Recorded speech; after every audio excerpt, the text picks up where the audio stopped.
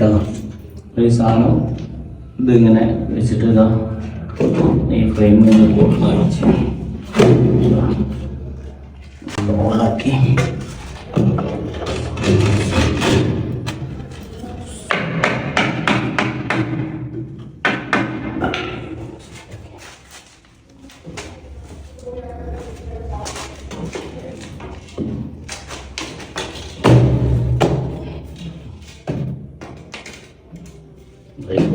കൊടുക്കണം.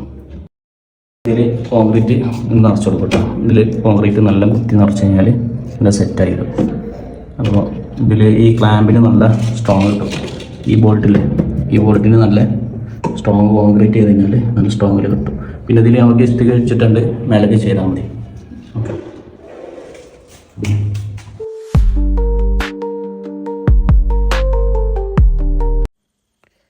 അത് ഗ്രോഹിൻ്റെ frame flush ടാങ്കാണ്. അപ്പോൾ ഇതിൻ്റെ ബോൾട്ട് ഒന്ന് നല്ല ഹെവി ആക്കി സ്ട്രോങ് ആക്കാൻ വേണ്ടിയാണ് ഈ ഫുൾ കോൺക്രീറ്റ്, ഈ പലക വെച്ചിട്ടാണ് ഇത് ഇങ്ങനെ കോൺക്രീറ്റ് ചെയ്തിട്ടുള്ളത്. അപ്പോൾ ഇത് ഇങ്ങനെ പലക വെച്ച് ചെയ്യുമ്പോൾ നല്ല ഫില്ലായിട്ട് നല്ല കോൺക്രീറ്റ് നമുക്ക് കിട്ടുന്നുണ്ട്. ഇനി ഈ ഭാഗം നല്ല കുറുപ്പന്മാരെ കൊണ്ട് ഇത് കെട്ടിക്കാണ്ട് ഇഷ്ടിക വെച്ചിട്ട്